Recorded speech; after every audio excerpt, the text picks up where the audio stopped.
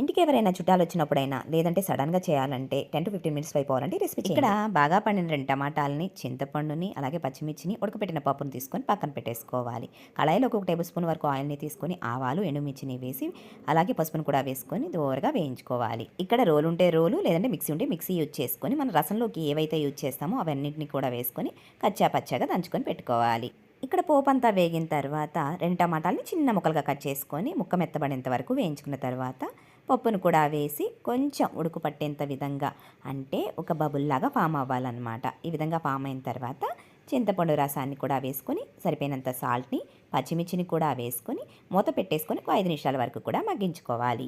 చారు కొంచెం పొంగు పట్టిన తర్వాత ఈ విధంగా ఉన్నప్పుడు మిరియాల పొడి దంచుకున్నాం కదా, అది కొత్తిమీర, పుదీనా, కరివేపాకు, చివర్లో కొంచెం ఇంగువ వేసుకొని ఒక 5 నిమిషాలు మూత పెట్టేసుకొని దించుకుంటే ఉంటాయి. చాలా అంటే చాలా బాగుంటాయి. తప్పకుండా ట్రై చేయండి. వీడియో నచ్చితే తప్పకుండా